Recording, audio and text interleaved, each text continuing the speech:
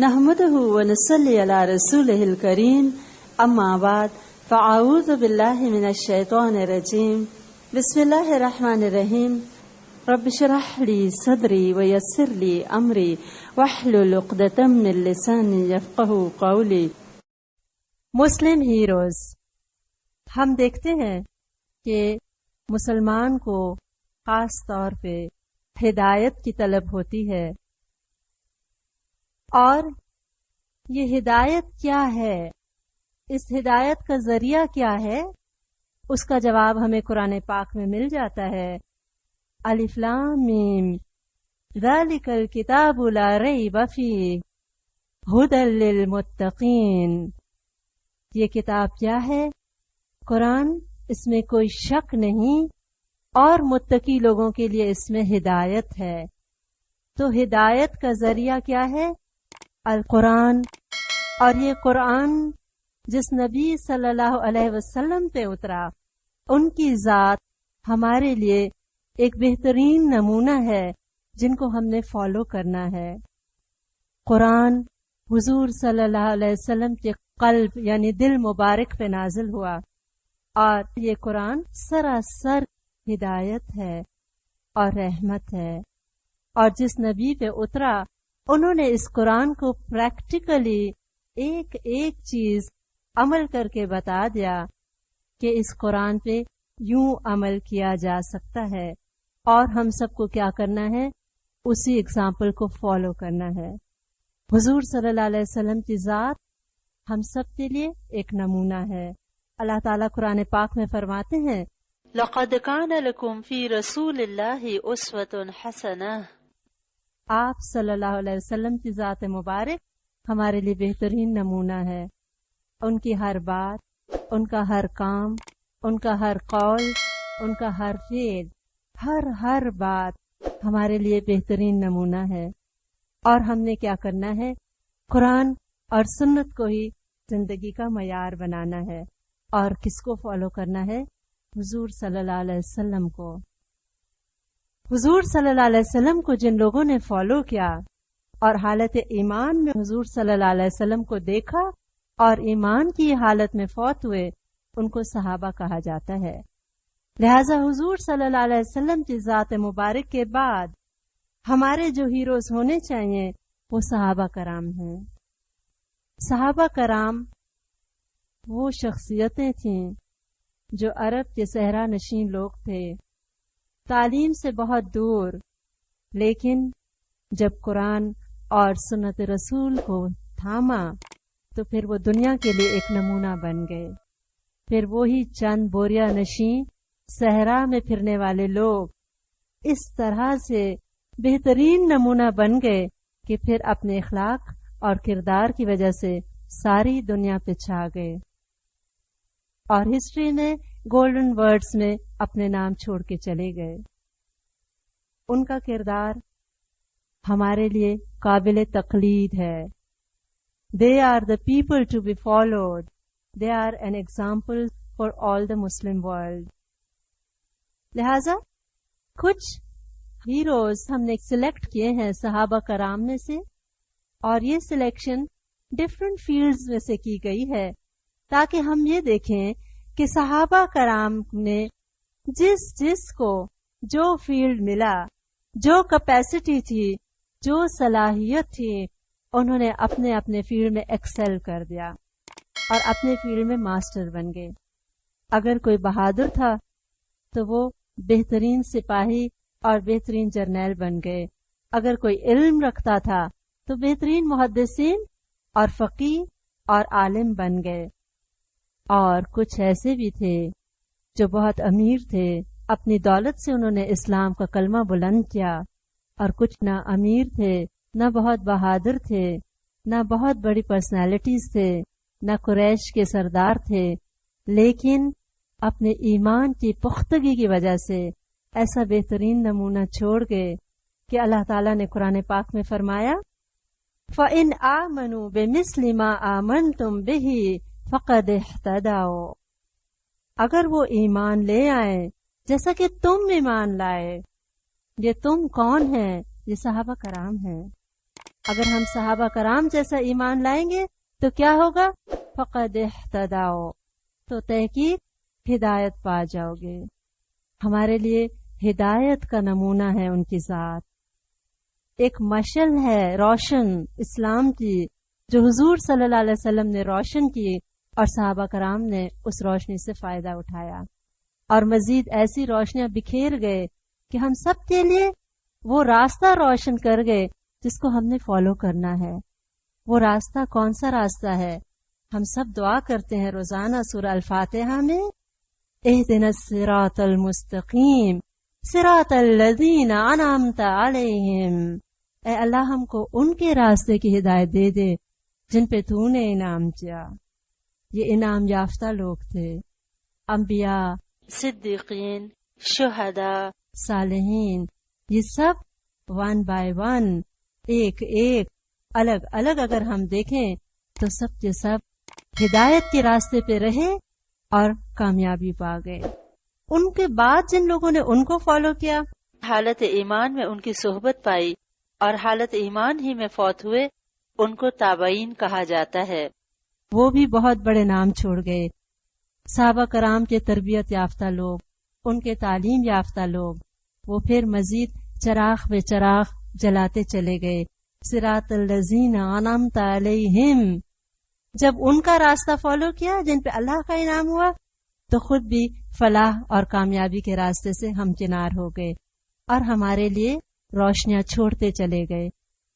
ہم نے کیا کرنا ہے؟ ان لوگوں کی لائفز کو اسٹڈی کرنا ہے،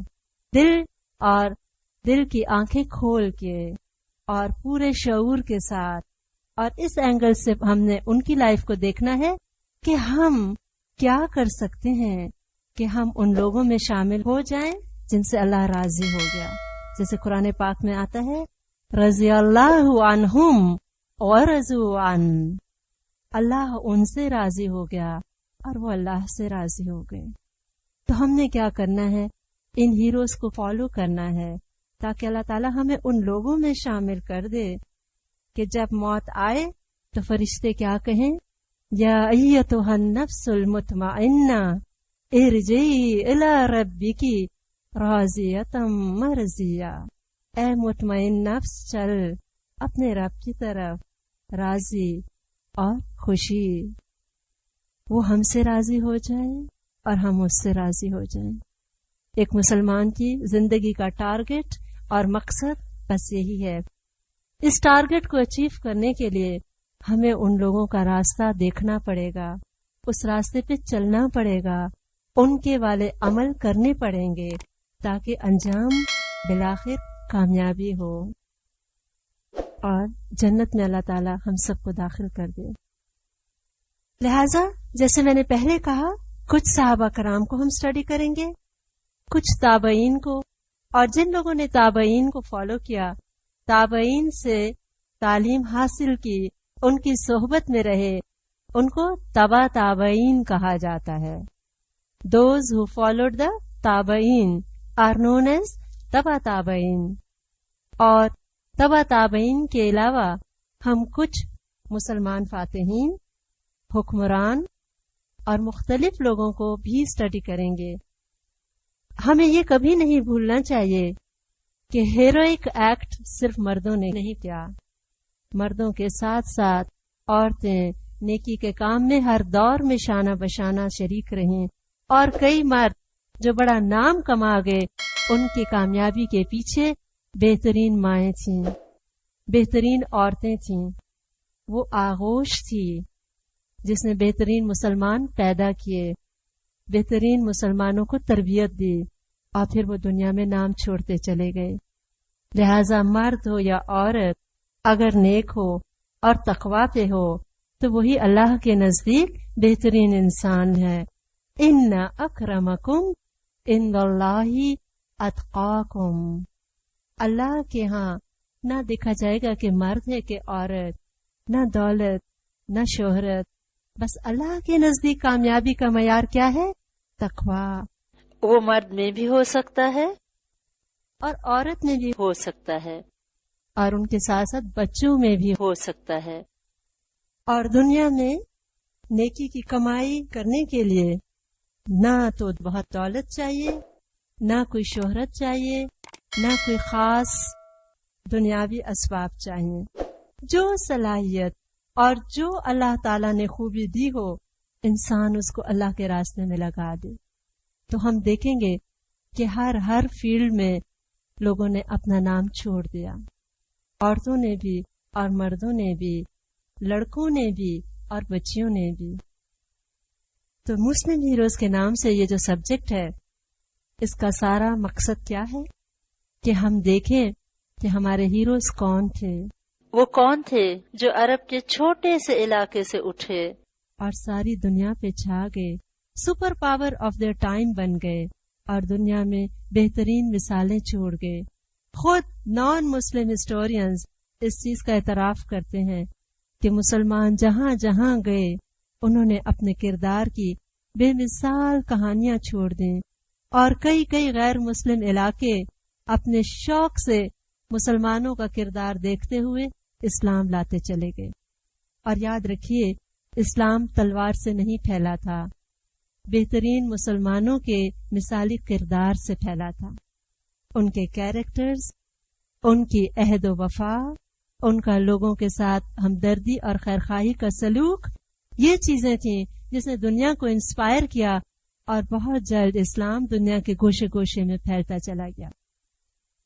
اسلام کا کلمہ سر بلند ہوگا، وہ اللہ کا دین ہے. اگر اللہ تعالی ہم سے کوئی کام لے لے تو ہماری خوش نصیبی ہے.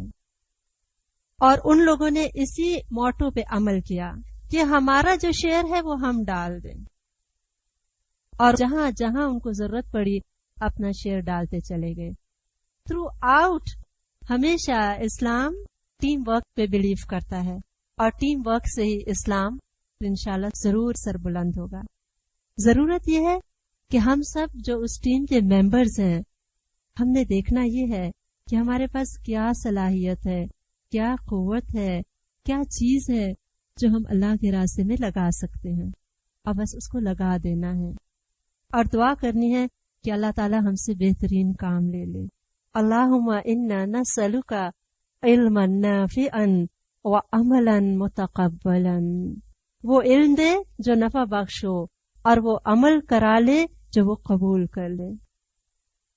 ہم نے مسلم ہیروز کو جب اسٹڈی کرنا ہے تو کیا دیکھنا ہے کہ وہ راستہ کیا تھا جس پہ وہ لوگ چلے جو کامیاب ہو گئے. امپورٹنٹ بات یہ ہے کہ ہم دعا کرتے ہیں اہدنا الصراط المستقیم صراط الذین انعمت علیہم. صراط پہ سٹریس ہے، الذین پہ سٹریس نہیں ہے. ہم نے ان لوگوں کو نعوذ باللہ پوجنا نہیں ہے، ہم نے ان کے راستے کو فالو کرنا ہے. یہ نہیں کہ وہ نیک لوگ جو دنیا میں اسلام پھیلا کے چلے گئے اور توحید کا ساری عمر درس دیتے رہے، انہی کی ذات اور انہی کے مزار کی انسان پوجا اور پرستش شروع کر دی.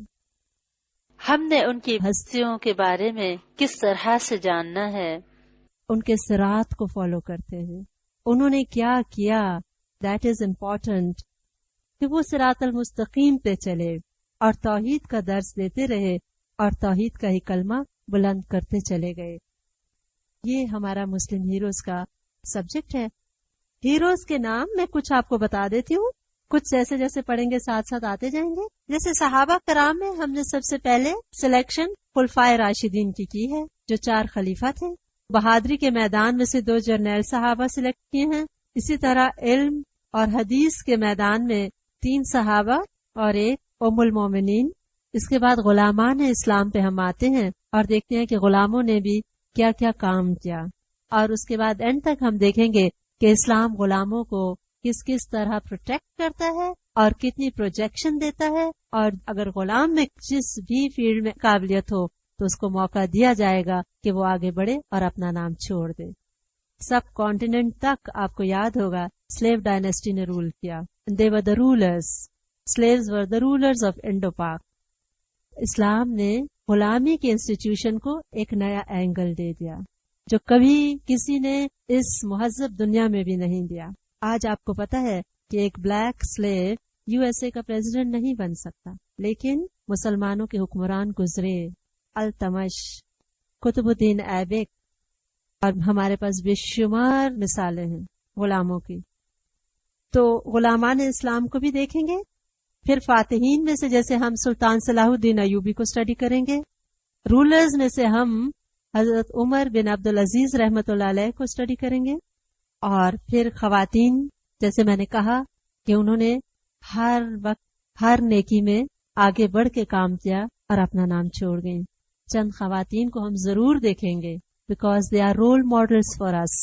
खवातीन के साथ साथ मुस्लिम साइंटिस्ट्स, मुस्लिम साइंसदानों ने क्या क्या काम किए और कितना ग्लोरियस एरा था और कितने गोल्डन काम वो करके चले गए। ऐसे ऐसे काम किए जिनको आज हमने भुला दिया। हमने बैठ के उनको याद करना है और फिर देखना है कि वो क्या थे और क्या कर गए और हमने कितना काम किया, और अगर नहीं किया तो अभी जिंदगी की मोहलत से फायदा उठाना है, और जो कर सकेंगे इंशाल्लाह कर गुजरेंगे। और इसी तरह जैसे मैंने कहा बच्चों और बच्चियों को भी देखा जाएगा, और इंशाल्लाह मुस्लिम स्पेन को भी हम जरूर स्टडी करेंगे। आपको पता है 800 साल मुसलमानों ने स्पेन पे रूल किया था, यूरोप में, और मुसलमानों की यूनिवर्सिटीज में वेस्ट के लोग आके पढ़े और फिर स्कॉलर्स बन के निकले।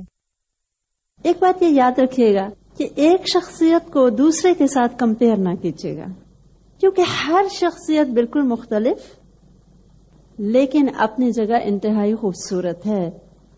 हर पर्सनालिटी की ब्यूटी को एंजॉय करें, और हर एक में हजरत उमर को ना ढूंढें, हर एक में हजरत अबू बकर रज़ियल्लाहु ताला अन्हुमा को ना ढूंढें। अब आप अगर देखें हजरत अबू बकर रज़ियल्लाहु ताला अन्हु किस कदर नरम, शफीक, मुख्तलिफ पर्सनैलिटी है ना, लेकिन उनके सिर्फ 2 साल के अरसे में कितने काम हुए।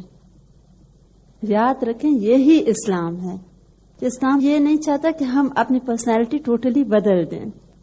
इस्लाम हर एक की जो असल शख्सियत है, ओरिजिनलिटी, उसी की क्वालिटीज को चैनलाइज करता है, यानी जो असल वस्फ होते हैं उनको निखार के इस्लाम के रास्ते में लाने की दावत देता है। जो नरम है उसकी नरमी इस्लाम के लिए यूज हो रही है, जो इल्म वाला है इल्म के लिए, जो दौलत वाला है उसकी दौलत, जिसकी सख्ती है, आप देख रहे हैं तो उमर रज़ियल्लाहु ताला अन्हु की सख्ती, वो भी इस्लाम की दीनी हमीयत में बदल जाती।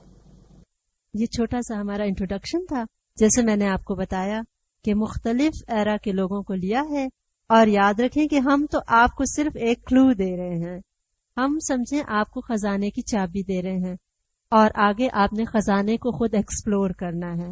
ये तो एक ब्रीफ इंट्रोडक्शन है जो हम इस सब्जेक्ट में पढ़ते हैं, और ये कोई नई बातें नहीं है जो हम इसमें पढ़ेंगे। आप सब मुसलमान बखूबी वाकिफ हैं और सब उनकी जात के बारे में कुछ न कुछ जरूर जानते हैं। ये तो एक तज़कीर है, एक याद दहानी है, और किस्से और कहानी जो रियलिटी में हुए उनसे हमने सबक हासिल करना है, और मिलजुल के इज्तिमाइयत में जब एक चीज पढ़ी जाती है तो उसका इफेक्ट और होता है।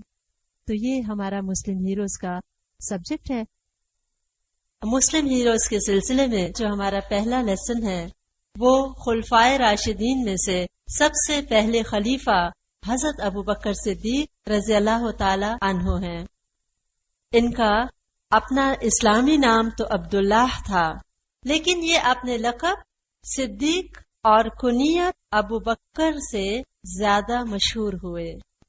इनका खानदान कुरैश के कबीले बनु तमीम से ताल्लुक रखता था। शजरा नसब छठी पुश्त पे हुजूर सल्लल्लाहु अलैहि वसल्लम से मिल जाता है। इनका खानदान मक्का में बहुत रिस्पेक्टेबल खानदान समझा जाता था, और मक्का की रियासत में खून बहा की जो अमानतदारी थी वो इसी कबीला के सपुर्द थी। 573 AD में हजरत अबू बकर सिद्दीक रज़ियल्लाहु ताला अन्हु पैदा हुए, और मक्का के अमीर लोगों में इनका शुमार होता था। इनका पेशा तजारत था और ज्यादातर कपड़े का कारोबार करते थे। जैसे कि मैंने पहले भी कहा, मक्का के रऊसा में इनका शुमार होता था, और कबूल इस्लाम से पहले रिवायात के मुताबिक इनके पास 40,000 अशरफियां थीं। That means he was very rich. बचपन से ही बहुत ज्यादा नेक اور پاک طبیعت رکھتے تھے، اور یہی وجہ ہے کہ حضور صلی اللہ علیہ وسلم کے ساتھ بچپن سے ان کی دوستی تھی، کیونکہ دونوں کی طبیعتوں میں مشترکہ صفات تھیں اور ایک جیسی خوبیاں تھیں، اور جاہلیت کے زمانے میں بھی نہ کبھی انہوں نے شراب نوشی کی اور نہ ہی کسی اور برائی میں ملوث ہوئے، حالانکہ اس زمانے میں آپ جانتے ہیں کہ یہ خرابیاں عام تھیں۔ آپ صلی اللہ علیہ وسلم سے جو دوستی تھی وہ جو بچپن سے ابتدا ہوئی تو پوری عمر قائم رہی، اور اس دوست نے دوستی کا حق ہر ہر قدم پہ ادا کر دیا۔ ان کو یہ شرف حاصل ہے کہ مردوں میں اور حضور صلی اللہ علیہ وسلم کے دوستوں میں سب سے پہلے لبیک کی، اور جیسے حضور صلی اللہ علیہ وسلم نے اسلام کی دعوت دی بغیر کسی پس و پیش کے فوراً اسلام قبول کر لیا۔ جب بھی حضور صلی اللہ علیہ وسلم نے کچھ کہا انہوں نے فوراً تصدیق کر دی، ہر لمحے اور ہر موقع پہ۔ صلح حدیبیہ کے وقت جو شرائط تھیں مسلمانوں کو اس پہ بہت رنج تھا، اور مسلمانوں کو لگتا تھا کہ اس میں ہماری شکست ہے۔ بڑے بڑے صحابہ کرام، حضرت عمر رضی اللہ تعالی عنہ جیسے صحابی بھی اس کی شرائط کے بارے میں تھوڑے سے کنفیوژن کا شکار ہو گئے، اور حضرت ابوبکر رضی اللہ تعالی عنہ کے پاس آئے کہ ان شرائط کے بارے میں آپ کیا کہتے ہیں؟ انہوں نے کہا حضور صلی اللہ علیہ وسلم اللہ کے حکم سے بولتے ہیں اور معاملات کرتے ہیں، جو کچھ وہ کہتے ہیں ان کی اطاعت کرو۔ معراج کے موقع پہ جب لوگوں نے مذاق اڑایا اور آ کے حضرت ابوبکر صدیق رضی اللہ تعالیٰ عنہ کو بتایا کہ سنا ہے آپ نے اپنے دوست کے بارے میں، وہ کیا کہہ رہا ہے؟ وہ تو کہتا ہے میں آسمانوں کی سیر کر آیا۔ آپ صلی اللہ علیہ وسلم کے بارے میں فوراً حضرت ابوبکر صدیق نے تصدیق کی اور کہا جو کچھ کہتے ہیں سچ کہتے ہیں۔ یہی وجہ ہے کہ ان کا لقب صدیق پڑ گیا، بہت ہی سچے اور ہر بات میں تصدیق کرنے والے حضور صلی اللہ علیہ وسلم تھے۔ H.G. Wells ان کے بارے میں کہتے ہیں There can be little doubt that if Muhammad sallallahu alaihi wasallam was the mind and imagination of primitive Islam, Abu Bakr was its conscience and its will.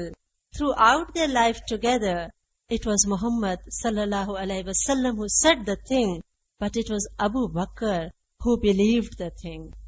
اور یہ تھا دوستی کا حق اور تعاون علی الاسلام کہ جو کچھ پھر وہ کہتے گئے یہ تصدیق کرتے چلے گئے، اور جان اور مال کے ساتھ جو کچھ بھی ان سے میکسیمم پاسبل ہو سکا اسلام کی خدمت آخری وقت تک کرتے رہے۔ کوئی ایسی قربانی نہیں ہے جو حضرت ابوبکر صدیق رضی اللہ تعالیٰ عنہ نے نہ دی ہو، کوئی ایسا موقع نہیں ہے جہاں دوست نے دوستی کا حق نہ ادا کیا ہو۔ حتیٰ کہ آپ سب جانتے ہیں ہجرت کے موقع پہ جبکہ مکہ کے کفار سے مسلمانوں کو سخت خوف اور پریشانی تھی اور لوگ فوراً ہجرت کرتے چلے گئے، یہ آخری وقت تک انتظار کرتے رہے اور آخر میں یہ اور حضور صلی اللہ علیہ وسلم رہ گئے۔ ان کو یہ تو علم تھا کہ ہجرت کا حکم آنے والا ہے، لہٰذا 2 اونٹ مستقل خوب کھلا پلا کے سفر کے لیے تیار کر رہے تھے۔ اس وقت بھی خیال تھا کہ حضور صلی اللہ علیہ وسلم کے لیے بھی اونٹ تیار ہو، جیسے حکم آئے ہم چل پڑے۔ آپ صلی اللہ علیہ وسلم ایک دن تشریف لائے اور فرمایا کہ ابو بکر ہجرت کا حکم آ گیا ہے، تیار حاضر ہر بات پہ لبیک کہنے والے۔ فوراً ایک اونٹ پیش کر دیا، یہ آپ کے لیے ہے۔ آپ صلی اللہ علیہ وسلم نے ایسے ہی لینا مناسب نہ سمجھا اور قیمت ادا کی۔ رات کے وقت آپ سب جانتے ہیں جب حضور صلی اللہ علیہ وسلم کے گھر مبارک کے گرد تمام کفار مکہ کا سخت پہرا تھا، ان کے بڑے بڑے سرداروں نے مل کے اپنے بندوں کو سلیکٹ کیا اور وہ ساری رات پہرا دیتے رہے۔ ایسے پرخطر حالات میں اللہ تعالیٰ کی مدد اور مہربانی سے حضور صلی اللہ علیہ وسلم نہایت آرام سے ان کے گھیرے کے درمیان سے نکل کے چلے گئے اور ان کو پتہ بھی نہ چلا، اور حضرت علی رضی اللہ تعالیٰ عنہ کو جیسے اپنے بستر پہ سلا گئے تھے وہ صبح تک یہ سمجھتے رہے کہ آپ صلی اللہ علیہ وسلم سو رہے ہیں۔ لہٰذا رات کے وقت یہ دونوں دوست اس انتہائی خطرناک لمحے میں شانہ بشانہ تھے، اور یہ سفر طے کرتے ہوئے جب مکہ سے باہر نکلے تو جبل سور میں ایک غار ہے جس کو غار سور کہا جاتا ہے، اس غار کی طرف چل پڑے۔ ہر طرف سے دشمنوں کا خطرہ تھا، کوئی آہٹ ہوتی اور ابو بکر صدیق رضی اللہ تعالیٰ عنہ گھبرا اٹھتے. کبھی آپ صلی اللہ علیہ وسلم کے آگے ہو جاتے اور کبھی پیچھے، کبھی آگے اور کبھی پیچھے. آپ صلی اللہ علیہ وسلم نے پوچھا ایسا کیوں کرتے ہو؟ کہنے لگے یا رسول اللہ صلی اللہ علیہ وسلم، جب یہ فکر ہوتی ہے کہ سامنے سے نہ کوئی آ جائے تو فوراً آپ کے آگے آ جاتا ہوں.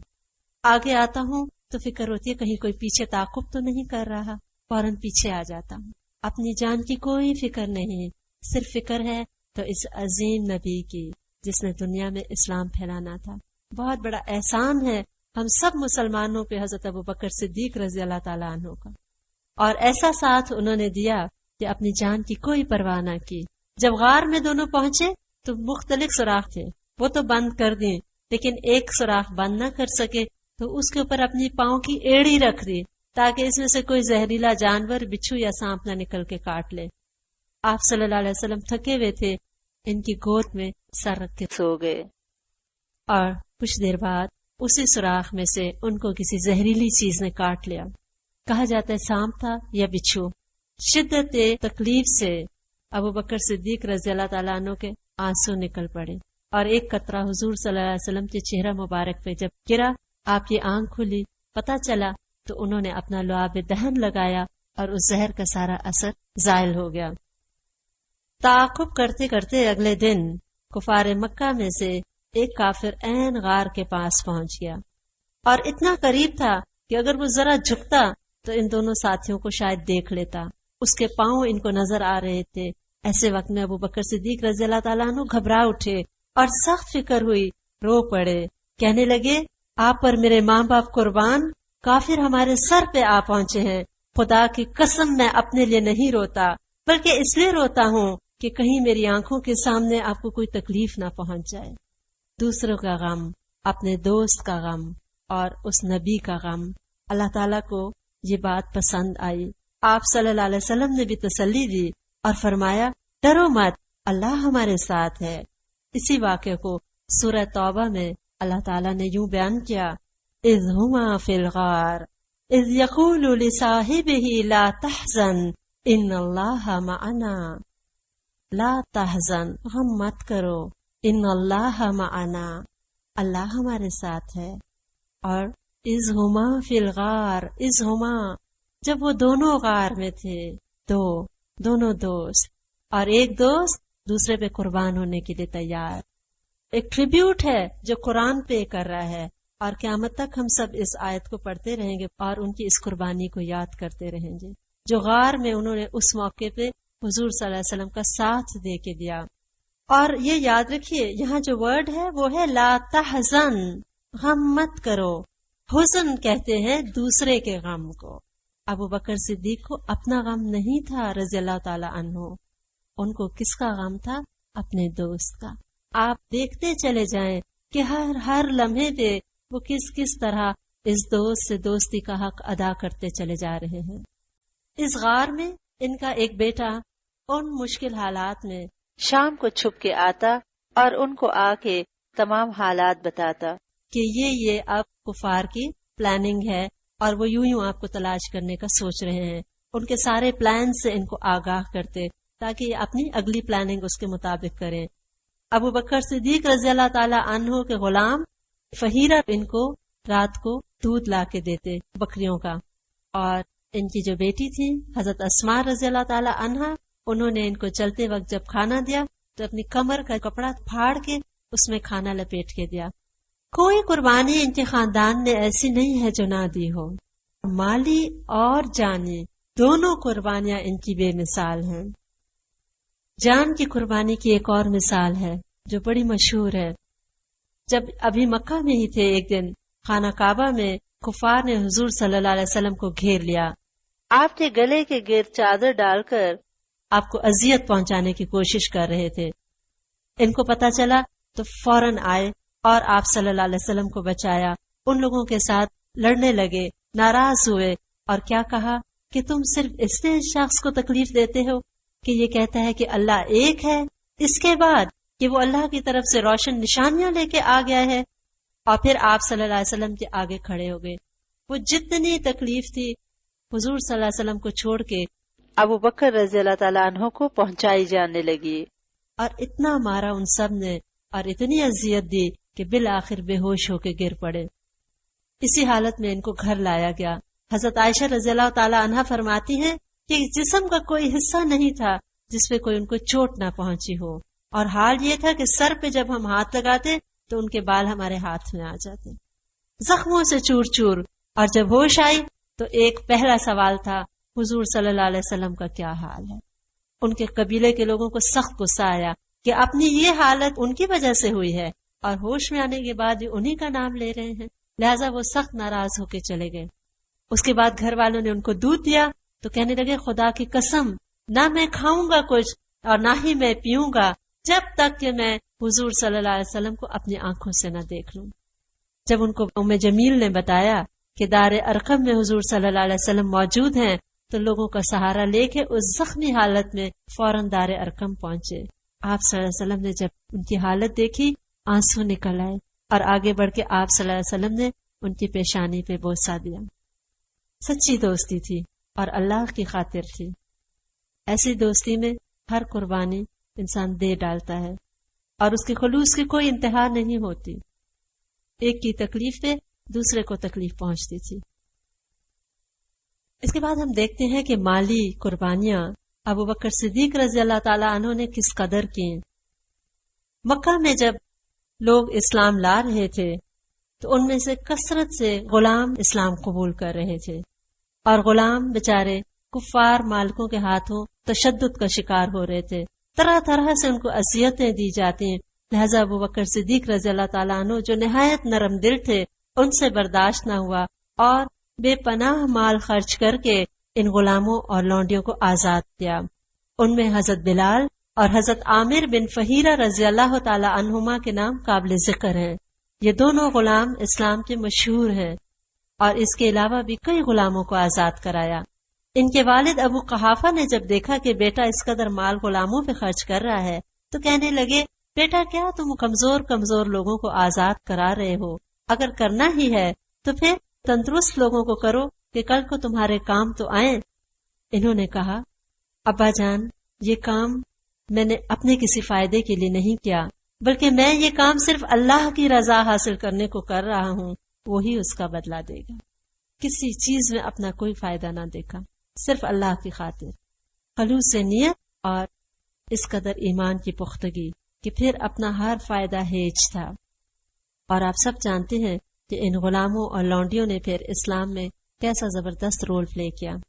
ان کی مالی خدمات میں ایک اور خدمت جو بہت قابل ذکر ہے وہ یہ ہے کہ جب مسجد نبوی کی زمین 2 یتیم بچوں سے خریدی گئی تو اس کی رقم حضرت ابو بکر صدیق رضی اللہ تعالیٰ عنہ نے اپنی جیب سے ادا کی۔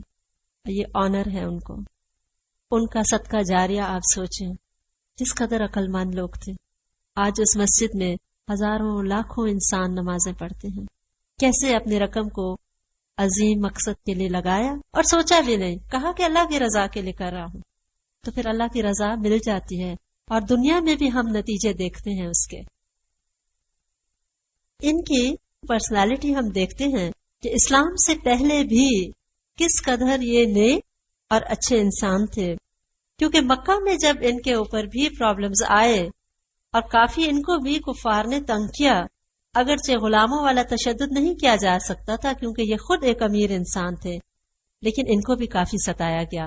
بخاری کی روایت ہے کہ ایک مرتبہ بالآخر یہ تنگ آئے اور انہوں نے بھی حبشہ کی طرف ہجرت کرنے کا ارادہ کیا۔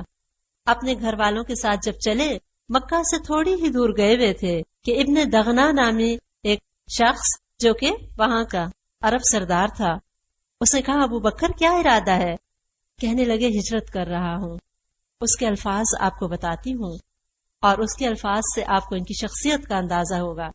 ابن دغنا نے کہا، تم جیسا آدمی نہ وطن سے نکل سکتا ہے نہ نکالا جا سکتا ہے، تم تو یہاں کے رہنے والوں کی سجاوٹ ہو، مہمانوں کی خاطر تواضع کرتے ہو، غریبوں اور محتاجوں کو کما کے دیتے ہو، یتیموں اور بیواؤں کی مدد کرتے ہو، دکھی لوگوں کے دکھ دور کرنے کی کوشش کرتے ہو اور نیکی کے کاموں میں بڑھ چڑھ کے حصہ لیتے ہو۔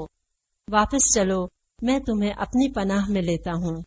اس زمانے میں یہ دستور تھا کہ اگر مکہ کا کوئی سردار کسی کو پناہ دے دیتا تو باقی لوگ پھر اس کو تنگ نہ کرتے، نہ ستاتے، لہٰذا یہ ابن دغنا کی پناہ میں واپس آ گئے اور ہجرت کا ارادہ چھوڑ دیا۔ اپنے گھر میں انہوں نے ایک چھوٹی سی مسجد بنا لی اور وہاں پہ عبادت کرتے اور قرآن پاک کی تلاوت جب کرتے تو خود اس قدر رو کے اور اللہ کی محبت میں تلاوت کرتے تھے کہ راستہ چلنے والے لوگ سنتے اور رک جاتے، اور بالآخر کفار نے محسوس کیا کہ ان کی عورتیں اور بچے کثرت سے متاثر ہونے لگے ہیں۔ جن کو نہیں معلوم ہوتا تھا، یہ تو اپنی عبادت میں مشغول تھے، لیکن اس میں سچائی، محبت اور تاثیر ایسی تھی کہ بے اختیار لوگ کھچے چلے آتے۔ یہ صورتحال کفار کے لیے نہایت پریشان کن تھی، اور انہوں نے ابن دغنا سے کہا کہ ان کو بولو بلند آواز سے عبادت کرنا چھوڑ دیں۔ ابن دغنا نے ان سے کہا کہ یا آپ بلند آواز سے عبادت کرنا چھوڑ دیں یا میں اپنی پناہ واپس لے لیتا ہوں۔ اللہ کی محبت کے آگے ان کو کسی چیز کی پرواہ نہیں تھی۔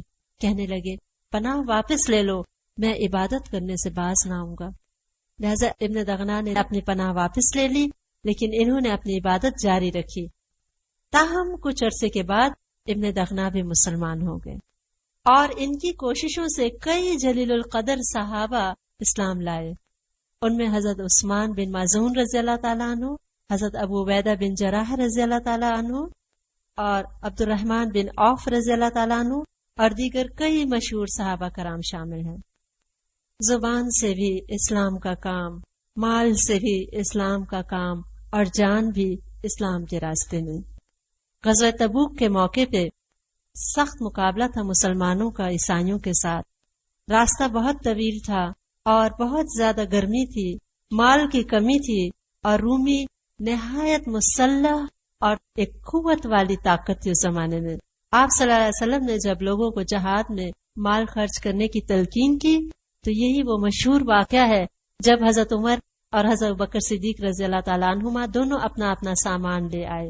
حضرت عمر رضی اللہ تعالیٰ عنہ سے حضور صلی اللہ علیہ وسلم نے پوچھا عمر گھر میں کیا چھوڑ آئے؟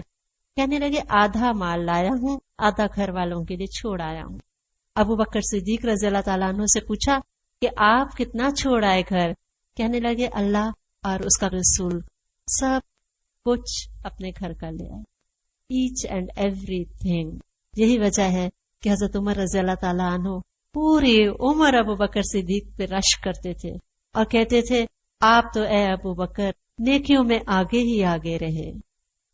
جب بھی حضرت عمر رضی اللہ تعالیٰ عنہ کوشش کرتے تو دیکھتے کہ ابو بکر صدیق ان سے بہت آگے پہلے پہنچ چکے اور نیکی کما چکے۔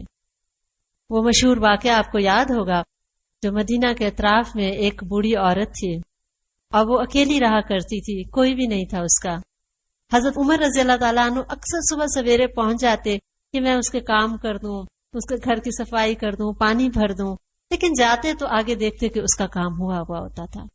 ایک رات کہنے لگے آج تو ساری رات بھی بیٹھنا پڑا تو بیٹھوں گا، دیکھوں گا کہ کون مجھ سے پہل کر جاتا ہے۔ دیکھا ابو بکر صدیق رضی اللہ تعالیٰ عنہ رو پڑتے اور کہتے ہیں ابو بکر اللہ آپ پہ رحم کرے رضی اللہ تعالیٰ عنہ، آپ تو نیکیوں میں آگے ہی آگے رہے۔ نہایت شفیق، نرم دل، مہربان، لیکن اصولوں کے معاملے میں چٹان کی طرح سخت۔ حضور صلی اللہ علیہ وسلم سے اپنی بیٹی عائشہ رضی اللہ تعالیٰ عنہا کی شادی کی، اور آپ سب جانتے ہیں کہ وہ کس قدر چھوٹی تھیں، اور یہ شادی مکہ معظمہ میں ہو گئی تھی، لیکن رخصتی ہجرت تک ملتوی کر دی گئی تھی۔ جب ہجرت کر کے مدینہ منورہ آئے، حضور صلی اللہ علیہ وسلم سے خود جا کے کہا کہ آپ رخصتی کروا لیں۔ آپ صلی اللہ علیہ وسلم نے فرمایا ابھی میرے پاس مہر کی رقم نہیں ہے۔ انہوں نے اپنی جیب سے مہر کی رقم ایز اے فرینڈ آپ کو دی، اپنی بیٹی کی مہر کی رقم اپنی ہی جیب سے دی، اور آپ صلی اللہ علیہ وسلم نے رخصتی کروا لی۔ بخاری کا یہ واقعہ ہے، عید کا دن تھا، آپ صلی اللہ علیہ وسلم لیٹے ہوئے تھے، آپ صلی اللہ علیہ وسلم کے حجرہ مبارک سے گانے کی آواز آئی۔ آگے آئے تو دیکھا حضرت عائشہ رضی اللہ تعالیٰ عنہا بیٹھی ہیں اور چھوٹی دو بچیاں ہیں، ان سے کچھ جنگ بعاث کے اشعار تھے وہ سن رہی ہیں۔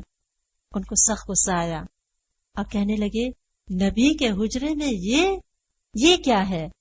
آپ صلی اللہ علیہ وسلم نے فرمایا ابو بکر جانے بھی دو، آج عید کا دن ہے، ورنہ وہ تو پورے غصے سے آئے تھے بیٹی کی شامت لانے۔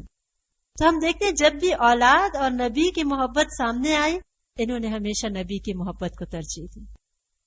کسی کی نہیں پرواہ کی، نہ اپنی نہ اپنی اولاد کی.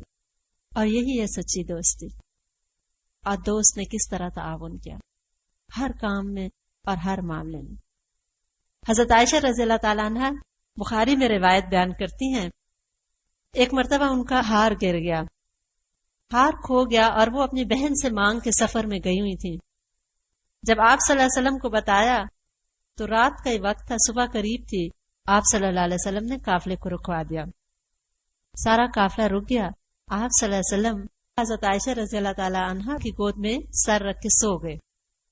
اب کچھ دیر بعد جب نماز کا وقت آیا تو ادھر ادھر پانی تلاش کیا گیا اور کہیں پانی نہ ملا. ابو بکر صدیق رضی اللہ تعالیٰ عنہ کو اپنی بیٹی پہ سخت غصہ آئے کہ ان کی وجہ سے سارا قافلہ پریشان ہو رہا ہے. اور حضرت عائشہ رضی اللہ تعالیٰ عنہ فرماتی ہے کہ غصے سے گھورتے ہوئے آتے، لیکن میری گود میں جب حضور صلی اللہ علیہ وسلم کا سر مبارک دیکھتے تو خاموشی سے گھورتے ہوئے چلے جاتے، اور کہتے کچھ نہ تھے کہ کہیں آپ صلی اللہ علیہ وسلم ڈسٹرب نہ ہو جائے.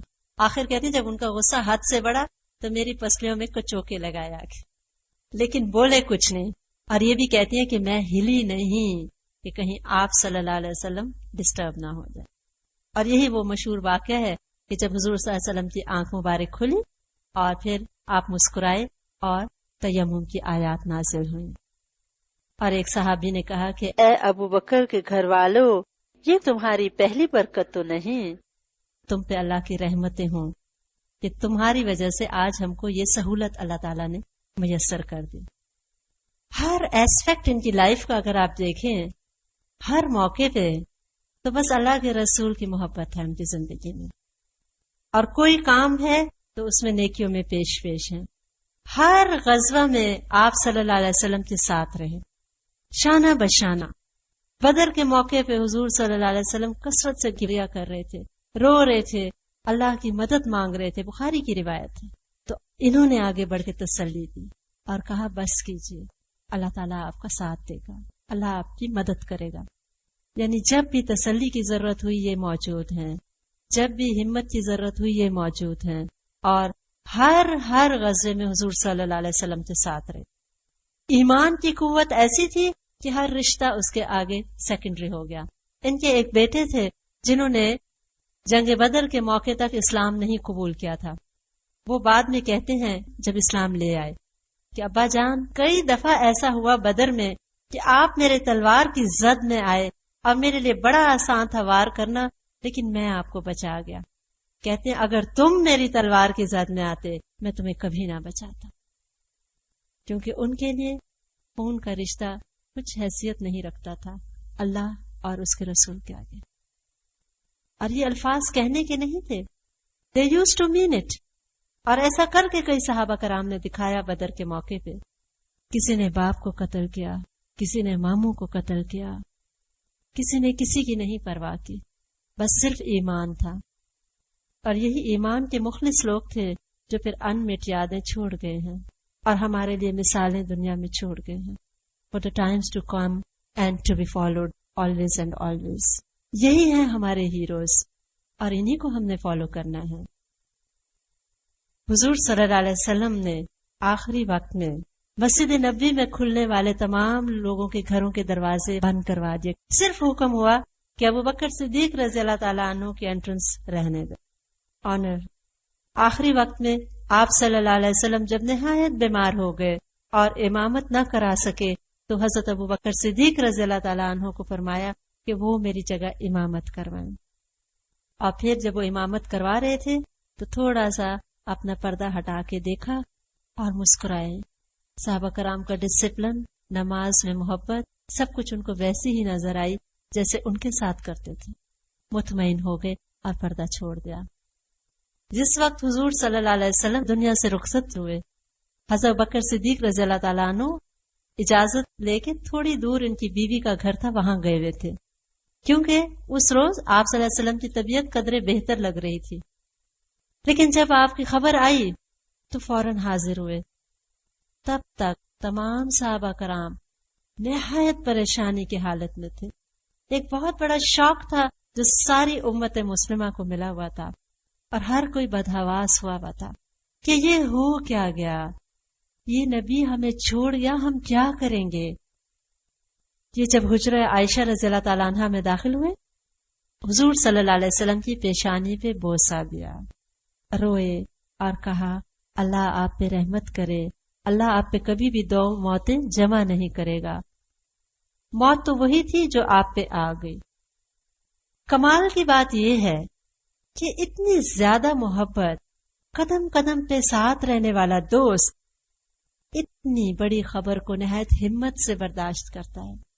اور سچ تو یہ ہے کہ جو اس وقت حالات تھے اور کنفیوژنز تھیں، اگر ابو بکر صدیق رضی اللہ تعالیٰ عنہ اپنی فہم اور فراست اور عقل مندی سے اس حال کو نہ سنبھالتے تو مسلمانوں میں شدید انتشار پیدا ہو جاتا۔ مسجد نبوی میں آئے تو دیکھا حضرت عمر رضی اللہ تعالیٰ عنہ ننگی تلوار لے کے کھڑے ہیں اور کہہ رہے ہیں کہ جس نے کہا کہ حضور صلی اللہ علیہ وسلم انتقال کر گئے میں اس کا سر اڑا دوں گا۔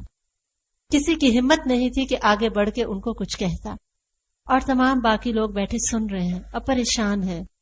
ایسے میں انہوں نے موقع کی نزاکت کو دیکھا اور آ کے حضرت عمر رضی اللہ تعالیٰ عنہ سے کہا کہ عمر بیٹھ جاؤ، لیکن وہ جس پریشانی میں تھے وہ نہ بیٹھے اور بولتے چلے گئے۔ دوبارہ کہا عمر بیٹھ جاؤ۔ جب دیکھا کہ وہ اس وقت سننے کے عالم میں ہی نہیں ہے تو پھر اٹھے اور ممبر پہ ایک چھوٹا سا خطبہ دیا، اور وہ آیت جو سورہ آل عمران میں ہے وما محمد الا رسول، یہ آیت تلاوت فرمائی اور کہا کہ لوگوں، جو محمد کو پوچھتا تھا وہ جان لے کہ محمد صلی اللہ علیہ وسلم وفات پا گئے ہیں، اور جو اللہ کو پوچھتا تھا وہ سمجھ لے کہ اللہ زندہ ہے، وہ کبھی نہیں مرے گا۔ صحابہ کرام کہتے ہیں ہمیں لگا کہ یہ آیت تو گویا آج ہی نازل ہوئی ہے۔ حضرت عمر رضی اللہ تعالی عنہ نے بھی اس آیت کو جب سنا تو انہوں نے اس خبر کو قبول کر لیا، ان کے ہاتھ سے تلوار چھوٹ گئی اور وہ گر پڑے۔ اس کے بعد جو اگلا مرحلہ تھا وہ تھا خلافت۔ یہ ایک نہایت نازک مرحلہ تھا۔ انصار اور مہاجرین میں یہ پرابلم رائز ہو سکتا تھا کہ کون خلیفہ وقت بنے۔ ان کو جب اطلاع ملی کہ ایک مکان پہ انصار جمع ہیں اور خلافت کا مسئلہ چھڑا ہوا ہے، یہ وہاں گئے اور انہوں نے ان کو نہایت آرام سے سمجھایا کہ عرب قبائل قریش کے علاوہ کسی کی قیادت قبول نہیں کریں گے، لہذا بہتر یہی ہے کہ مہاجرین میں سے کسی کو خلیفہ بنایا جائے۔ دوسرا، ایمان میں پہل کرنے کی وجہ سے بھی مہاجرین کا ایمان مقدم تھا، ان کی بات میں سالڈ ریزن تھا اور انصار مان گئے۔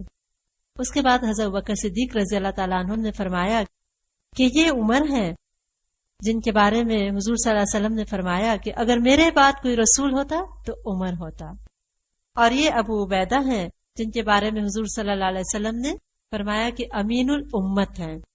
ان دونوں میں سے جسے چاہو خلیفہ قبول کر لو۔ حضرت عمر رضی اللہ تعالیٰ عنہ آگے بڑھے اور ابو بکر صدیق رضی اللہ تعالیٰ عنہ کے ہاتھ پہ بیعت کر لی۔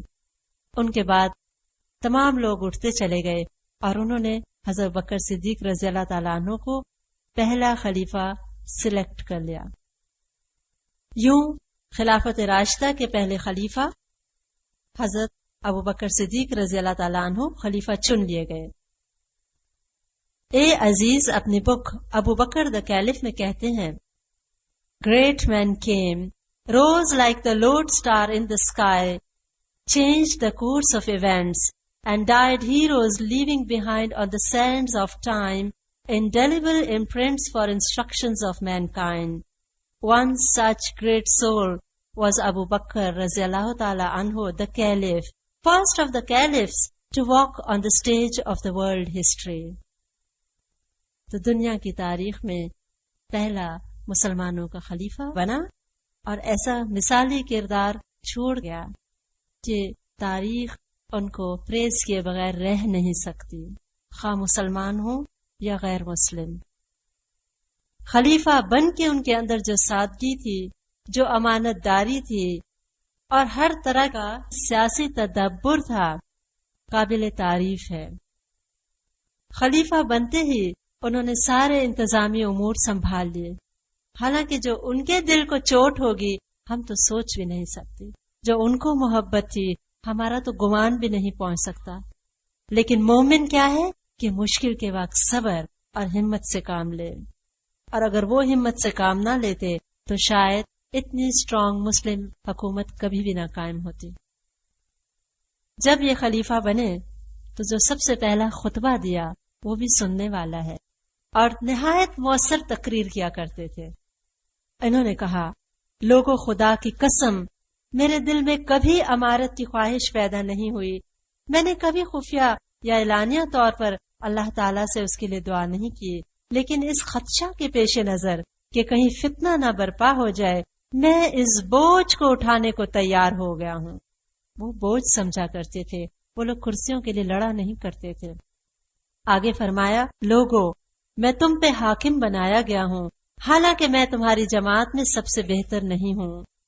اگر میں اچھا کام کروں تو میری اطاعت کرنا، اور اگر کج روی اختیار کروں تو تم پہ میری اطاعت لازم نہیں، مجھے سیدھا کر دو.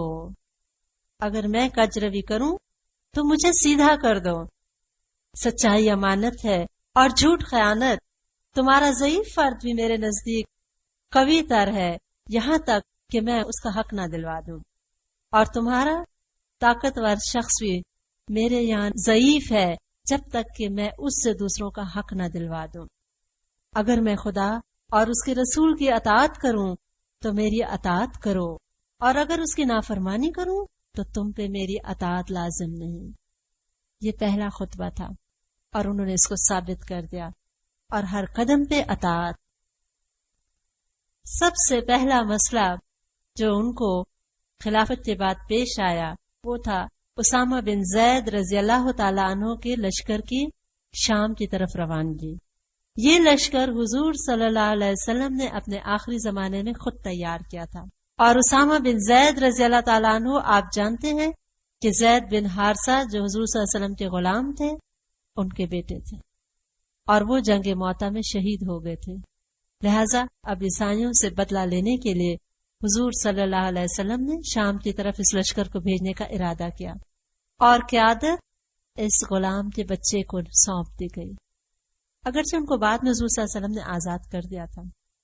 لیکن آپ دیکھیں کہ ان کی قیادت میں بڑے بڑے صحابہ کرام شامل تھے، یہ کبھی نہ بھولے، اور کوئی اف تک نہیں کرتا تھا کہ یہ چھوٹا سا بچہ ہمارا امیر نہیں.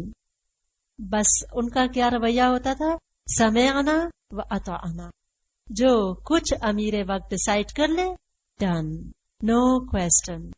It's not to question why, it's but to do and die. یہ ہوتا تھا ان کا موٹو. لہذا اب مسئلہ یہ پیدا ہو گیا کہ اگر حضرت اسامہ بن زید رضی اللہ تعالیٰ عنہ کے ساتھ لشکر کو مدینہ سے باہر بھیج دیا جائے تو تمام غیر مسلمز کی نظریں اب مدینہ پہ لگی ہوئی تھیں کہ حضور صلی اللہ علیہ وسلم کے بعد اب ان مسلمانوں کا کیا ہوتا ہے، ان کے اندر وہ قوت رہے گی کہ نہیں. اور یہ موقع بہت اچھا ہے، جب مسلمان پریشان ہیں، کنفیوز ہیں، تو مدینہ پہ حملہ کر دیا جائے. حملہ کرنے والوں میں مشرکوں کے ساتھ ساتھ بہت سے منافقین کا بھی پورا ارادہ تھا کہ اس موقع سے فائدہ اٹھایا جائے. مدینہ کے سراؤنڈنگز میں آپ جانتے ہیں بہت سے ایسے لوگ بھی مسلمان ہو گئے تھے جو اوپر سے تو مسلمان تھے لیکن اندر سے اسلام کے مخالف تھے. اب جب لشکر کی روانگی کے لیے ابو بکر صدیق رضی اللہ تعالیٰ عنہ نے فیصلہ کیا کہ یہ لشکر ضرور جائے گا، تو بہت سے صحابہ کرام آئے اور ان کو سمجھایا کہ ان حالات میں فوج کو اتنی دور بھیجنا کوئی عقل مندی نہیں ہے، جبکہ مدینہ ہر طرف سے خطرات کی زد میں ہے. لیکن انہوں نے کہا کہ مدینہ میں اگر اتنا سناٹا ہو جائے کہ جنگلی جانور آ کے میری ٹانگیں نوچیں تو مجھے قبول ہے، لیکن جو لشکر حضور صلی اللہ علیہ وسلم نے روانہ کرنے کا ارادہ کیا تھا اس کو میں کبھی نہیں روکوں گا. حضور صلی اللہ علیہ وسلم کی وفات کے صرف 19 دن کے بعد، only 19 days، آپ وہ صدمہ اور شوق سوچیں، انسرٹینٹی سوچیں، مخالفین کی سازشوں کا سوچیں، اور ان کی ایمان کی پختگی دیکھیں، اور دوست کی دوستی دیکھیں کہ ان کے مشن کو زندہ رکھنا ہے. اب کیا تھا دوستی کا حق؟ زندگی میں وہ جب تک زندہ تھے ہر طرح کی قربانی، اور جب وہ چلے گئے تو اب کیا ہے کہ ان کے مشن کو زندہ رکھنا ہے. جو ڈیسیجنز تھے ان پہ عمل پیرا ہونا ہے. پھر نو سیکنڈ تھاٹ. اس کے بعد اس لشکر کو روانہ کر دیا. اور جب لشکر جا رہا تھا، آپ سوچے 19 سالہ اسامہ بن زید رضی اللہ تعالی عنہ گھوڑے پہ سوار ہیں، اور خلیفہ وقت اس گھوڑے کی باگیں پکڑ کے ساتھ ساتھ پیدل چل رہے ہیں. انہوں نے کہا یا تو آپ گھوڑے پہ سوار ہو جائیے یا مجھے اجازت دے دیں کہ میں ہی نیچے اتر آؤں. کہنے لگے تم مجھے اجر سے محروم کرنا چاہتے ہو؟ غازی جو جہاد کے لیے جا رہے ہیں ان کے ساتھ جتنا قدم طے کیا جائے اتنا اجر ملتا ہے ساتھ چلنے والے. مجھے میرے اجر سے محروم نہ کرو. اس کے بعد ان کو یہ نصیحتیں کی، اور یہ ہے اسلامی اخلاق جنگ میں جو ہم کو ان کی نصیحتوں سے پتہ چلتے ہیں کہ مسلمان جنگ کی حالت میں بھی اخلاق کا دامن ہاتھ سے نہیں جانے دیتا. ان کو یہ نصیحت کی خیانت نہ کرنا، مال نہ چھپانا، بے وفائی سے بچنا، کسی کے اعضاء نہ کاٹنا، بوڑھوں، بچوں اور عورتوں کو قتل نہ کرنا، کھجوروں اور پھل لانے والے درختوں کو کھانے کے علاوہ کسی اور غرض کے لیے مت کاٹنا، اور جانوروں کو کھانے کے علاوہ مت ذبح کرنا. نو ڈسٹرکشن. اور اس طرح یہ لشکر ان کے اپنے ڈیسیجن کی وجہ سے چلا. صحابہ کرام راضی نہیں تھے، لیکن یہ یاد رکھیں مومن توکل کرتا ہے لیکن ساتھ ساتھ دنیاوی اسباب پورے تیار رکھتا ہے. لہذا یہ دفاع مدینہ سے غافل نہیں تھے. ان کو خوب پتا تھا کہ مدینہ پہ ہر طرف سے خطرہ ہے. لہذا انہوں نے مختلف چھوٹے چھوٹے دستے مدینہ منورہ کے اندر بنائے اور ان کے اوپر مختلف صحابہ کرام کو ان کا امیر مقرر کر دیا. جیسے حضرت علی رضی اللہ تعالیٰ عنہ کو ایک دستے کا، حضرت زبیر رضی اللہ تعالیٰ عنہ کو دوسرے دستے کا، حضرت طلحہ رضی اللہ تعالیٰ عنہ کو تیسرے دستے کا، اور حضرت عبد الرحمن بن عوف اور عبداللہ بن مسعود رضی اللہ تعالیٰ عنہما کو مختلف دستوں کا امیر بنایا. اور یہ جو ڈفرنٹ 6 لشکر تھے ان کو مختلف راستوں پہ متعین کر دیا تاکہ اگر دشمن بے خبری میں آئیں تو مدینہ کو بغیر حفاظت کے نہ پائیں. ان لشکروں کے علاوہ خود بھی پوری طرح تیار تھے کہ اگر مدینہ پہ حملہ ہوا تو میں خود لڑوں گا. وہی ہوا کہ وہ قبائل جو کہ سرکش ہو چکے تھے، بنی عیس اور بنی زبیان ان کا نام تھا، وہ جب چلے حملہ کرنے تو ان کو راستے میں مدافعت پیش آئی. اور صبح کے وقت حضرت بکر صدیق رضی اللہ تعالیٰ عنہ خود پرسنلی بھی نکلے جنگ کے لیے. ان کا پیچھا کیا، ان کے ساتھ جنگ کی اور یوں اس خطرے کو ہمیشہ کے لیے ختم کر دیا. اب ایک طرف مدینہ محفوظ ہو گیا اور دوسری طرف جو شام کی طرف لشکر گیا تھا حضرت اسامہ بن زید رضی اللہ تعالیٰ عنہ کی قیادت میں وہ نہایت کامیاب ہو کے لوٹا. بہت سا مال غنیمت بھی لائے اور اس کا بہت بڑا نفسیاتی فائدہ یہ ہوا کہ تمام قبائل پہ ایک روب پڑ گیا کہ مسلمان حضور صلی اللہ علیہ وسلم کے بعد بھی اتنے منتظم، اتنے ہی بہادر اور اتنے ہی قوت والے ہیں، اور ان کی طرف مزید کوئی حملہ کرنے کا ارادہ انہوں نے چھوڑ دیا. بہت مختصر عرصہ حضرت بکر صدیق رضی اللہ تعالیٰ عنہ کو ملا خلافت کے لیے. 2 سال 3 ماہ اور 10 دن total time period. 2 years 3 months and 10 days only. لیکن اتنے کم وقت میں اتنا زیادہ کام کر گئے اور ایک بہت اسٹرانگ حکومت پرووائڈ کر گئے جس کے اوپر بعد کے خلفاء نے خوب کام کیا اور اسلامک امپائر دور دور تک فلرش کرتی چلی گئی. ان 2 مسائل کے علاوہ ایک تیسرا مسئلہ جو ان کی خلافت میں اٹھا وہ تھا جھوٹی نبوت کے دعوے دار. کئی لوگ جو حضور صلی اللہ علیہ وسلم کے زمانے میں بظاہر مسلمان ہو گئے تھے انہوں نے بعد میں نبی ہونے کا دعویٰ کر دیا. ایک تو ان میں سے جو مسلمہ کذاب تھا، اس نے حضور صلی اللہ علیہ وسلم کی زندگی کے آخری دور میں ان کی زندگی میں ہی نبوت کا دعویٰ کیا تھا. آپ صلی اللہ علیہ وسلم کے پاس آ کے تعلیم حاصل کر کے گیا، اور بدنصیبی آپ دیکھیے کہ اس صحبت کے باوجود بدنصیب ہوا اور جھوٹی نبوت کا دعویٰ کر دیا. کچھ آیات اور کچھ نمازیں اپنی بنا کے اس نے دعویٰ کیا کہ میں نبی ہوں، اور بہت جلدی اس کے بہت سے فالوورز بھی ہو گئے. آپ صلی اللہ علیہ وسلم کو بھی اسے خط لکھا تھا کہ آدھی آدھی ریاست بانٹ لیتے ہیں. آپ صلی اللہ علیہ وسلم نے جواب دیا تھا کہ اللہ کی زمین ہے، جسے چاہے وارث بنا دے. آپ صلی اللہ علیہ وسلم کے انتقال کے بعد اس کو اور موقع ملا اور اس نے اپنے فالوورز کو اسٹرانگ کیا اور پوری ایک آرمی بنا لی. حضرت بکر صدیق رضی اللہ تعالیٰ عنہ نے فوجیں بھیجی اور بالآخر حضرت خالد بن ولید رضی اللہ تعالیٰ عنہ کے ہاتھوں فتح ملی اور مسلمہ کذاب مارا گیا. مسلمہ کذاب کے علاوہ اور بھی لوگ تھے جنہوں نے نبوت کا دعویٰ کیا، ان میں طلیحہ اسدی اور مزید لوگ تھے. اہم بات یہ ہے کہ عورتیں زندگی کے ہر شعبے میں مردوں کے شانہ بشانہ رہی ہیں اور اس شعبے میں بھی عورتیں پیچھے نہیں رہیں. ایک خاتون جس کا نام سجاہ تھا، اس نے بھی جھوٹی نبوت کا دعویٰ کیا کہ میں نبیہ ہوں. انتہائی ہوشیار عورت تھی. آخر میں آ کے مسلمہ کذاب سے مل گئی. ان دونوں نے مل کے اپنی نبوت کا دعویٰ کیا اور ان دونوں کی طاقت میں بھی بہت زیادہ اضافہ ہوا. اس نے مسلمہ کذاب سے شادی کر لی اور ان دونوں نے اپنی شادی کی خوشی میں صبح اور رات کی نمازیں معاف کر دیں. لیکن مسلمہ کذاب مارا گیا اور سجاہ کا بھی زور ٹوٹ گیا اور یہ خطرہ ختم ہوا. چوتھا مین مسئلہ جو حضرت ابوبکر رضی اللہ تعالیٰ عنہ کو پیش آیا تھا وہ تھا عام بغاوت اور ارتداد، اپوسٹسی. یعنی بہت سے مسلمان مرتد ہو گئے، اسلام سے پھر گئے، اور بہت سے باقی جو حکمران تھے جو مسلمانوں نے ہی بھیجے تھے انہوں نے بغاوت کر کے اپنے انڈیپینڈنٹ سٹیٹس ڈکلیئر کر دیں.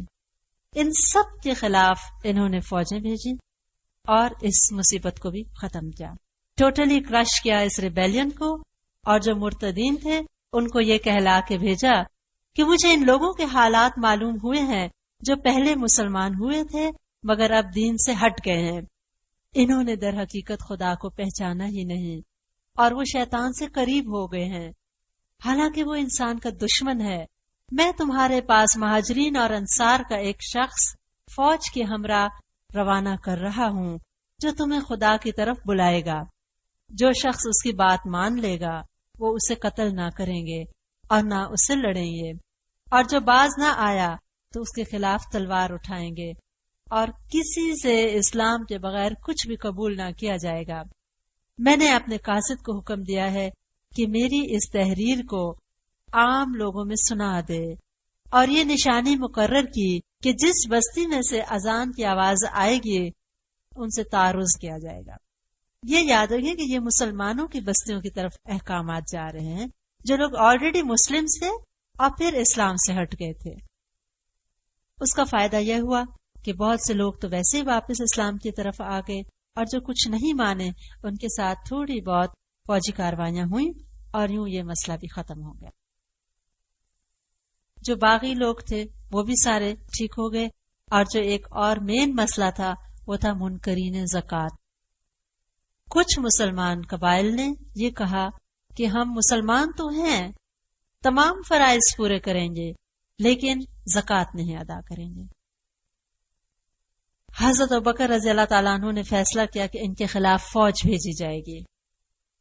حضرت عمر رضی اللہ تعالیٰ عنہ نے کہا کہ ان کے خلاف تلوار کیسے اٹھا سکتے ہیں جبکہ یہ مسلمان ہیں اور کلمہ گو ہیں. حضرت ابوبکر رضی اللہ تعالیٰ عنہ نے کہا خدا کی قسم، جو شخص حضور صلی اللہ علیہ وسلم کی زندگی میں ایک بکری کا بچہ بھی زکوٰۃ میں دیتا تھا، اگر وہ اس سے انکار کرے گا تو میں اس کے مقابلے میں جہاد کروں گا. اور خود تیار ہو گئے کہ میں خود جاتا ہوں. لہذا ان فوجی کاروائیوں کے بعد یہ فتنہ بھی ختم ہو گیا، کیونکہ آپ سب جانتے ہیں کہ زکوٰۃ ایک اہم رکن ہے، ہمارے دین اور ایمان کا حصہ ہے، اور اگر ایک رکن سے بھی ہم اوپنلی انکار کرتے ہیں تو ہم اسلام کو پھر پوری طرح قبول ہی نہیں کرے. اور یہ ایک بہت بڑا فتنہ تھا، اگر اس کو اس وقت نہ دبایا جاتا آج نہ جانے اور کتنے فتنے اٹھ جاتے. آپ ان کی ہمت دیکھیے، ادھر یہ اندرونی مسائل ہیں اور اس کے ساتھ ساتھ بیرونی فتوحات کا دروازہ کھول دیا. یہ نہیں سوچا کہ ابھی یہ مسئلہ تو ختم ہو جائے پھر دوسرا مسئلہ میں چھیڑوں گا. ایٹ دا سیم ٹائم عراق اور شام کی طرف اپنی فوجیں روانہ کر دیں، اور بڑی مشہور جنگیں ہوئیں جن میں بہت سے مشہور جرنیل ہیں۔ سب سے بڑا اور عظیم کارنامہ ان کے دور خلافت کا تدوین قرآن ہے، دا کمپائلیشن آف قرآن۔ یہ یاد رکھنا چاہیے ہمیں کہ قرآن پورا کا پورا حضور صلی اللہ علیہ وسلم پہ نازل ہو چکا تھا۔ کس سورت کو کہاں لکھنا تھا، کس آیت کو کہاں لکھنا تھا، یہ سب حضور صلی اللہ علیہ وسلم نے وحی کے مطابق تمام چیزیں لکھوائی ہوئی تھیں۔ صرف بات یہ تھی کہ قرآن ایک بک فارم میں نہیں تھا، اسکیٹرڈ تھا، کہیں پتھروں پہ تھا، کہیں درخت کے تنے کی چھال پہ تھا، کہیں لیدر پہ، مختلف چیزوں پہ، اونٹ کی ہڈیوں پہ لکھا گیا تھا۔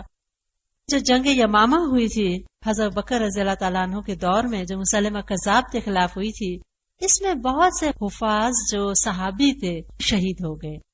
حضرت عمر رضی اللہ تعالیٰ عنہ گھبرائے ہوئے آئے اور انہوں نے حضرت بکر رضی اللہ تعالیٰ عنہ کو مشورہ دیا کہ اگر اسی طرح حافظ شہید ہوتے رہے تو مجھے خطرہ ہے کہ کہیں قرآن مٹ نہ جائے، آپ اس کو اکٹھا کر لیجئے۔ ابو بکر صدیق رضی اللہ تعالیٰ عنہ نے اللہ سے بہت دعا کی اور بالآخر ان کا دل اس بات پہ مطمئن ہو گیا کہ ہاں یہ کام کر لینا چاہیے۔ لہذا انہوں نے مختلف صحابہ کرام کو بلایا، وہ جو کاتبین وحی تھے ان کو بھی، اور بہت سے مشوروں کے ساتھ اور نہایت کیئرفلی قرآن کی ہر آیت پہ کم سے کم 2 گواہ بلائے جاتے، وہ گواہی دیتے کہ ہاں یہ یہاں ہے، یہی حضور صلی اللہ علیہ وسلم نے لکھوائی ہے۔ اس کے بعد یہ پورا مصحف یا ایک بک تیار ہوئی اور پھر وہ ایک مین ماسٹر کاپی بن گئی قرآن پاک کی، اور قرآن پاک بک فارم میں محفوظ کر لیا گیا۔ خلیفہ ہیں، کہیں فوج بھیج رہے ہیں، کہیں فتوحات ہو رہے ہیں، کہیں شام اور عراق کے اس وقت کی سپر پاورز کے ساتھ ٹکر لے رہے ہیں، لیکن اندر اپنا کیا حال تھا کہ جب خلیفہ بنے تو ہمسایوں کی کوئی بچیاں تھیں جن کی بکری کا دودھ دوہا کرتے تھے۔ اس بچی نے کہا آپ تو خلیفہ بن گئے ہیں، اب ہماری بکری کا دودھ کون دوہے گا؟ انہوں نے کہا خلافت مجھ کو مخلوق کی خدمت سے کبھی نہیں روک سکتی۔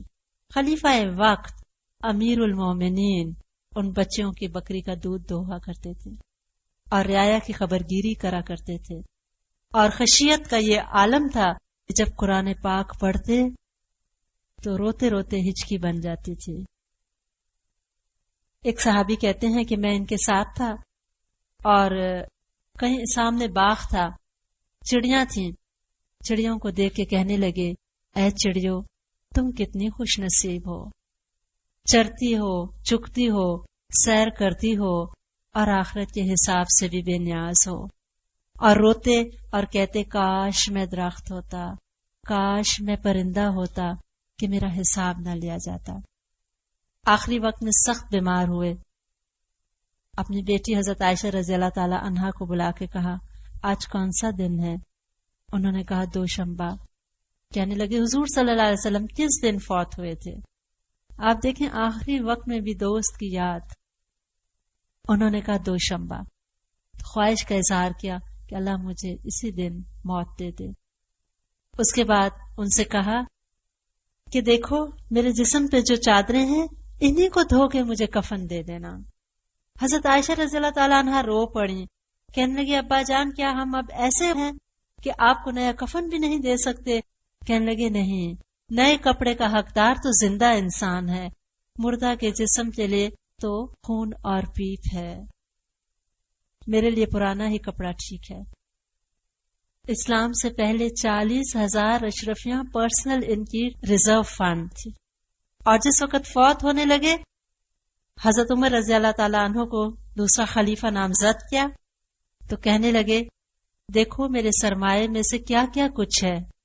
بتایا گیا کہ غلام، ایک لونڈی، 1 یا 2 اونٹ اور شاید 1 چادر تھی۔ کہنے لگے جیسے میں مروں یہ بیت المال سے مجھے ملا ہوا ہے، یہ دوسرے خلیفہ کا حق ہے، یہ ان کو پہنچا دینا۔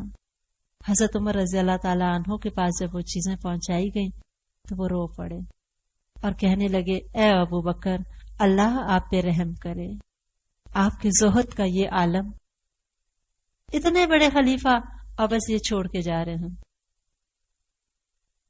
بالآخر خلیفہ وقت امیر المومنین ابو بکر رضی اللہ تعالیٰ عنہ کا انتقال ہوا. ان کی وفات سے پہلے چند صحابہ نے آ کے کہا کہ آپ حضرت عمر رضی اللہ تعالیٰ عنہ کو خلیفہ مقرر کر رہے ہیں، حالانکہ آپ ان کی مزاج کی سختی سے خوب واقف ہیں. آپ جانتے ہیں کہ وہ مزاج کے تیز ہیں. آپ اللہ کو کیا جواب دیں گے؟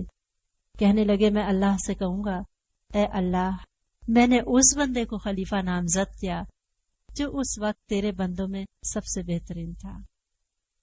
آخری وقت تک حضور صلی اللہ علیہ وسلم کو یاد کرتے رہے. بیت المال سے صرف اتنا لیتے تھے کہ مختصر سا لباس، کھانا اور بیسک ریکوائرمنٹس پوری ہو جائیں. اور یوں نہایت امانت صداقت کے ساتھ یہ خلیفہ دنیا سے رخصت ہو گئے. لیکن اتنی اسٹرانگ بنیادیں دنیا میں چھوڑ گئے اسلامک امپائر کی کہ پھر بعد کے خلیفہ نے نہایت آسانی سے اس کو واسٹ کیا اور بہت جلد اسلام دنیا کے گوشے گوشے تک پھیل گیا. یہی ہے ہمارے ہیروز اور انہی کو ہم نے فالو کرنا ہے. یہی وہ لوگ ہیں جن پہ اللہ کا انعام نازل ہوا. اللہ تعالی ہمیں ان کا راستہ اپنانے کی توفیق دے. آمین.